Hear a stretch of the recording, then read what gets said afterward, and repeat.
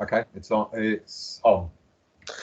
Hello, welcome to Irons United for another pre-match preview. Today I'm joined with Stel over there, wherever you are, and for the game against Leicester on Saturday, 5:30 kickoff at the London Stadium, and well, it's not looking pretty. We'll kind of dive into it in a moment, but Stel, thanks for joining me.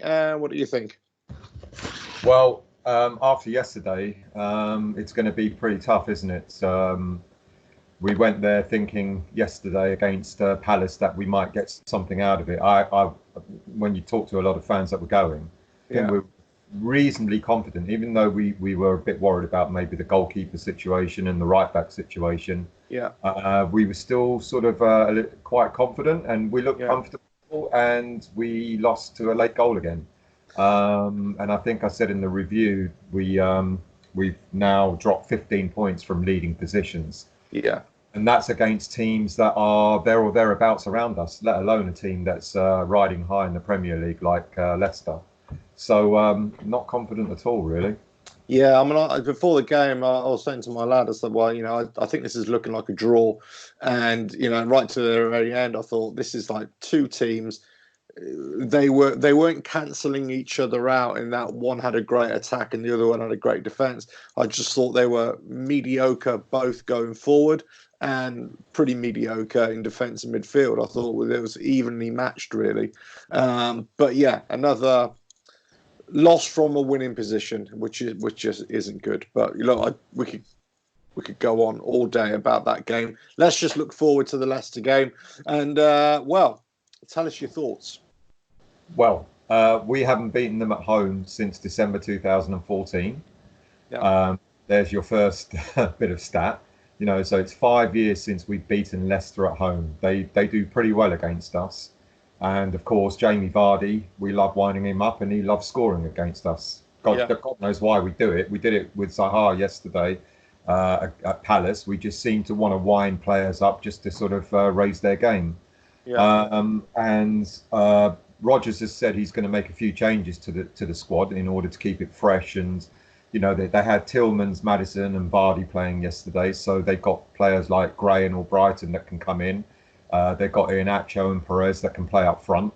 I think Vardy will start. And I just think at the moment, they just seem to be more coherent, regardless what players are starting or not starting. Brendan Rodgers has got them playing in a really decent way, and I think they're going to be dangerous against us. It's going to be a concern as to whoever plays, because we need to keep it fresh as well.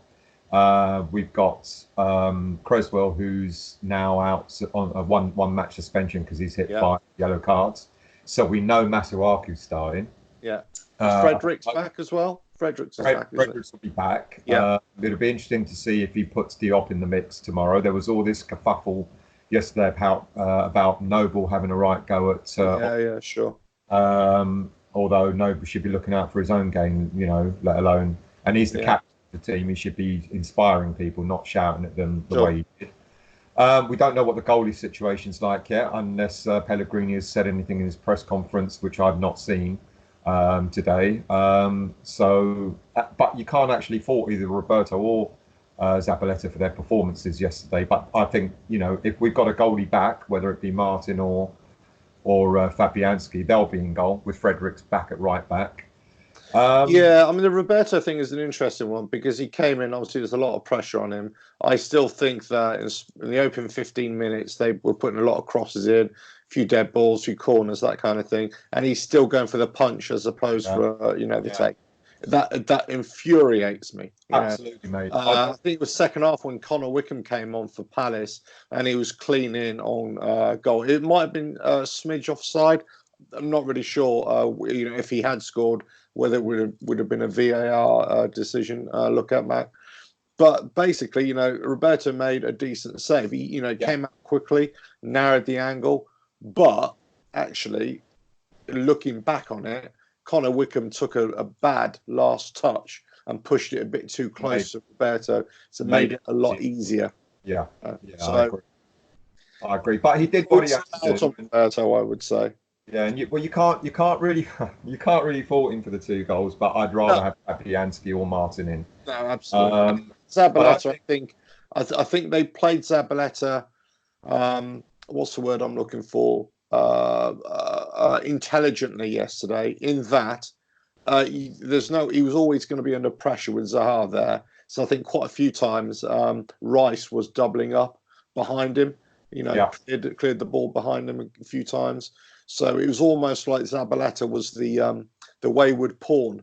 The sacrificial pawn, and there was always going to be the rook behind him to save the day. There we go. There's my chess analogy for you. but it's interesting because Pellegrini was moaning. He said at the end of the game that we were playing too deep, but yet that was the only way we could play with the likes of Zabaleta in defence, because we know he doesn't have the legs to play a high line.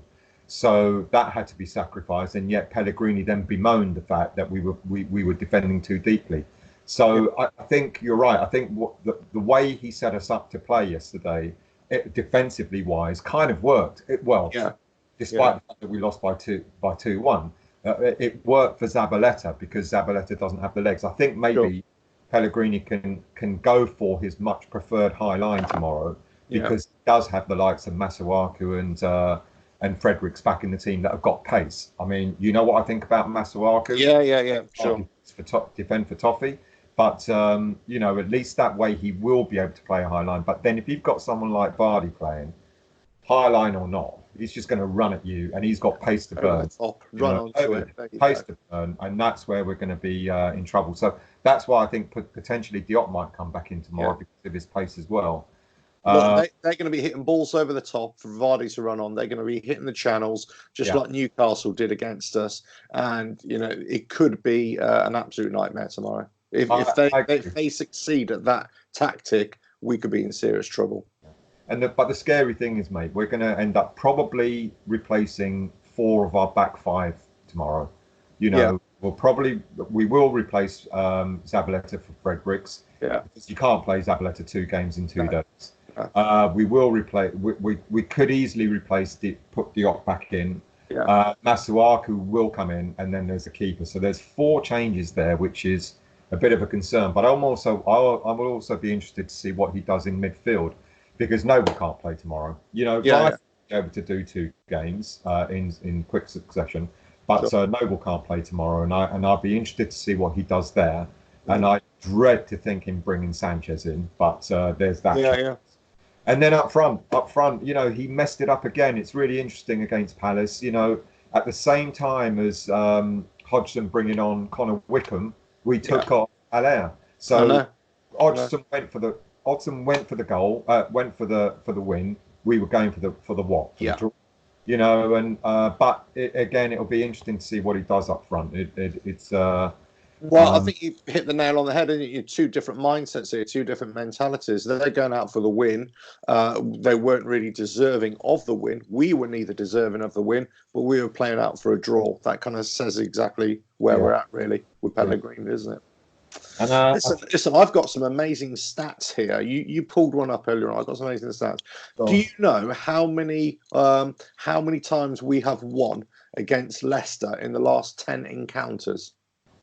Once. No, none. Once. None. Oh, once. Once in the last 10 encounters, right?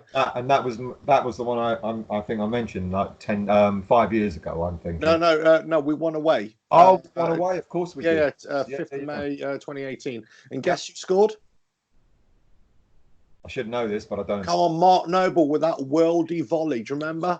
Bosh. Oh, God, I was at the game. You were at the game. I remember you were at the game. Because I remember I got your tweet going like that. Anyway. But and the other goal was scored by Jean Mario, right? So, but they were on a bit of a shocker at the tail end of their season there. Yeah. We were coming off of a poor season again, or would you believe?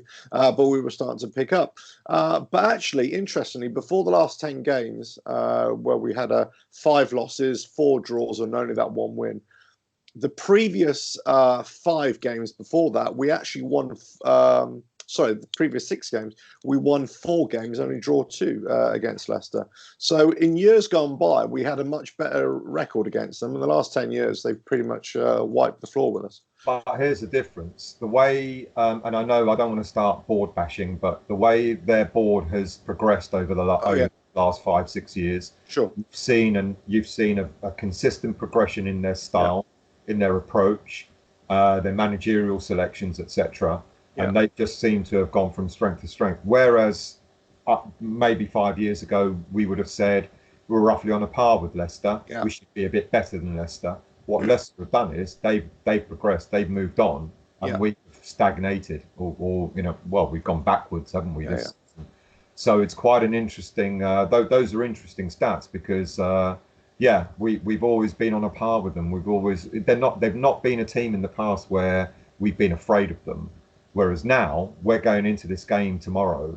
We're afraid of playing them because of where they are, how they progress. Brendan Rodgers, I mean. He's the manager that we should have had, isn't he? Fans would say. And they're on a bit of a blip at this right now, aren't they? They've lost the last 2. Well, the third from last game they drew.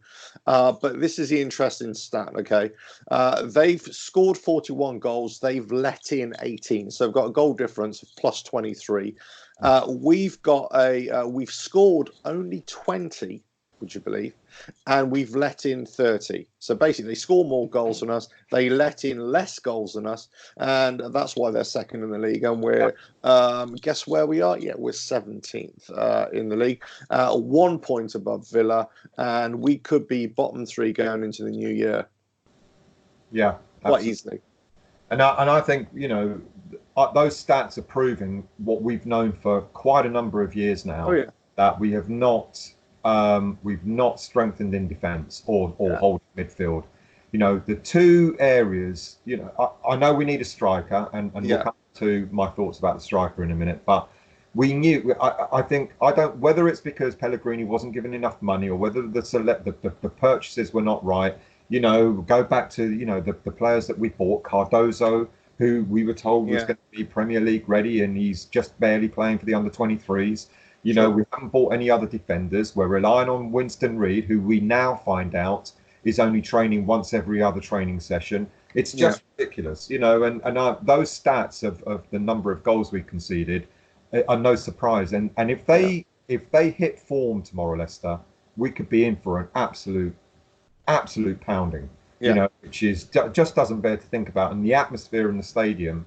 Can you just imagine what that's going to be like if we do lose, and if we lose badly tomorrow as well? Look, I will never ever, me, Stal, I will never predict anything but a win. Right? Yeah. Call me the deluded fan that I am, but I could see it tomorrow being a Leicester against Southampton. Oh God, please! I could see it. I could see it because if they hit, as you say, they do it right. And we are on the shambles at the back. Because here's the interesting thing. Did you notice against Palace, and this has happened quite a few times when we've scored, then they equalise, heads go down. Yeah. When they scored their second goal for the last sort of 5 minutes or so, I thought they were going to score another one or another 2.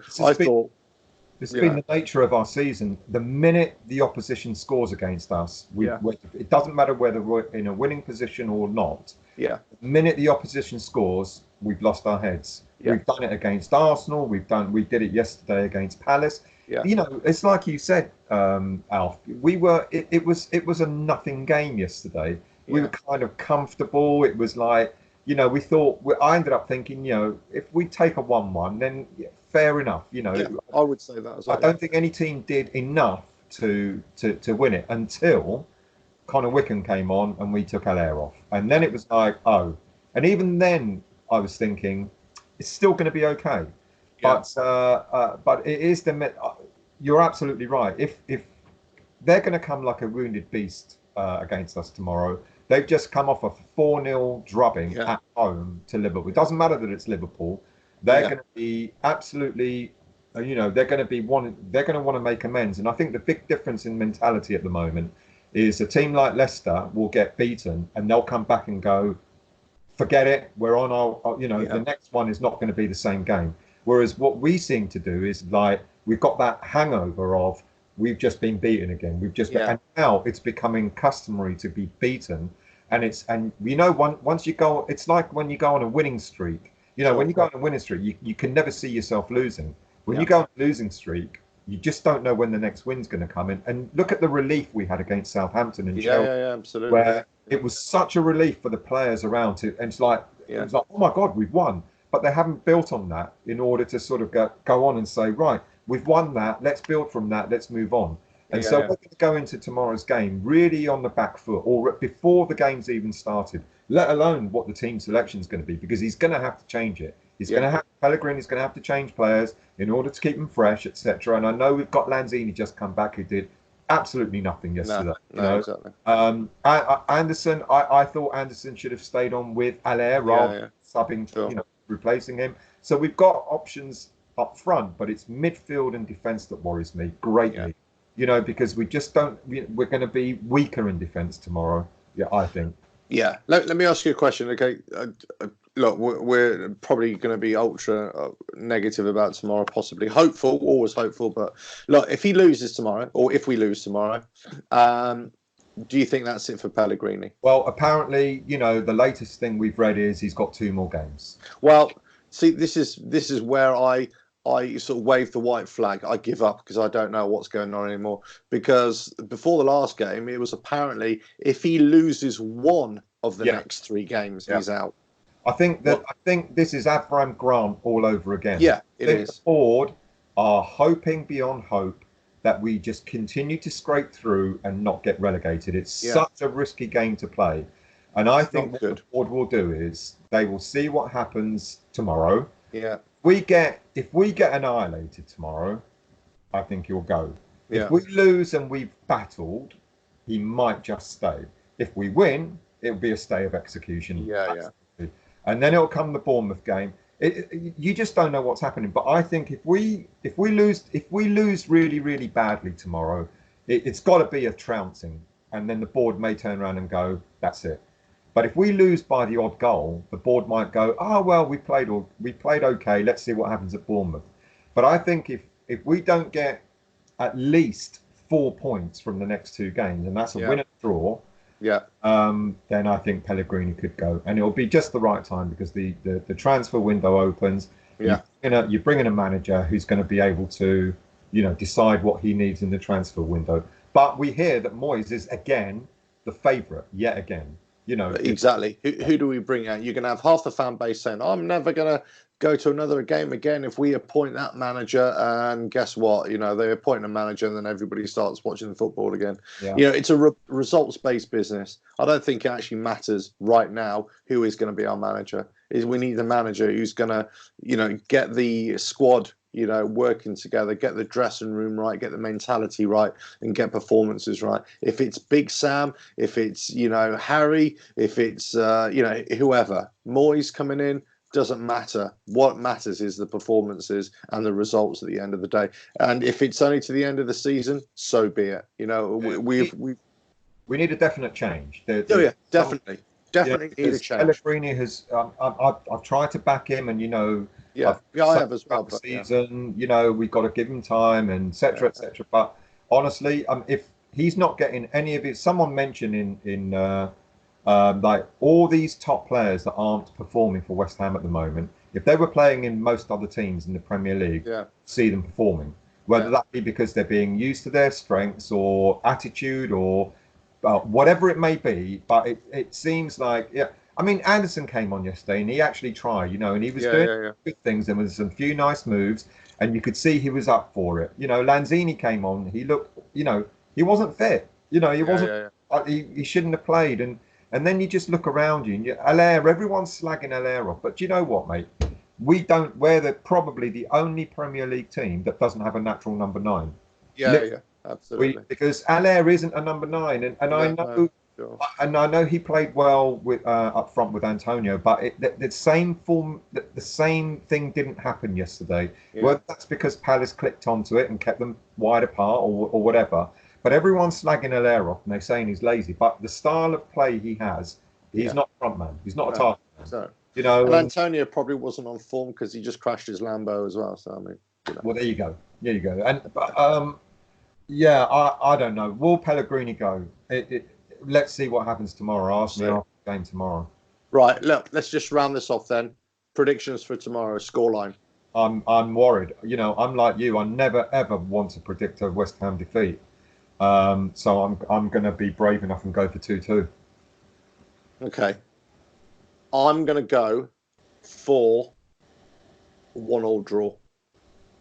That's the first time, do you know, I have ever predicted anything than a win my whole life. Do you know, I almost thought you were going to say a 4-0 defeat. No, but you went a 1. And then I went for the middle ground. You know, I couldn't go 9-0 defeat. I couldn't do it, but it could be. That's the problem. It really could be, because we are so bad at the back. And you know, people talk about relegation form. The relegation form is that you're mediocre in defence and in midfield. Obviously, you're letting in goals. But if you can't create enough chances and you're not scoring goals and all that kind of stuff, and that's what we're not doing. We're not creating enough chances, we're not scoring goals. Whereas all the teams around us and beneath us, they've started to do it. Exactly. I mean, who do you think will play tomorrow? Who do you think your lineup will be? Who would you change? Well, keeper it's all up in the air. Depends on late fitness tests as well. But let's just say Roberto's there. Fredericks. I would have. I wouldn't change the back, actually, the centre pairing. I would keep that because I think that might upset it. I think just need to keep the Balbuena, Ogbonna, Masuako left. I would go for a very offensive midfield, actually. I would have Rice in the middle. I would have Anderson. Anderson in the middle with him. I would go Snodgrass left, Yarmolenko right, and Antonio and Haller up front. Yeah. I think Anderson needs to be in the middle somewhere. My preference would be to have Yarmolenko on the left, but I'm not so sure that having Snodgrass on the right is his better option. I'd prefer him on the left. So I'll sort of sacrifice Yarmolenko on the left and keep him on the right. I can see Yarmolenko starting. I can see Anderson starting. I'm not sure I'm not sure he'll play Haller tomorrow. You know, I actually really not sure. I think he'll put Antonio up there and maybe Anderson off him or something like that, or Fornals or Lanzini. I think. I think see. The trouble is, mate, we've got too many players that are too similar. You know. Yeah, absolutely. Lanzini. We haven't got the balance on our side. But I can actually see him potentially not playing for Haller, not from the start. Right. But anyway, we'll see. Right. Anyway, so all I can say, you're saying 2-2. I'm saying 1-1. Hopefully, it's going to be a win, and hopefully, it won't be a big drubbing. That's all I can say. But I all hope that the Leicester coach has a puncture on the way down, and they have a really bad day, and we are fighting fit. All I can say. Anything last things to add, Stel? No. Let's see what happens tomorrow, Are mate. you going to be at the sports club tomorrow? I'll be at the sports club tomorrow. Yeah. Right. Say hello to everybody for me. Unfortunately, I can't make it tomorrow, but I will be at the next game. But anyway, all I can say is up the hammers. Over to you, Stel. What about you? Up the hammers, absolutely, and come on your irons, and let's hope for a win tomorrow. Yeah, got to be a win. Please leave your comments below. Let us know what you think. Right. Okay, catch you again. Ta-ra then. See you later.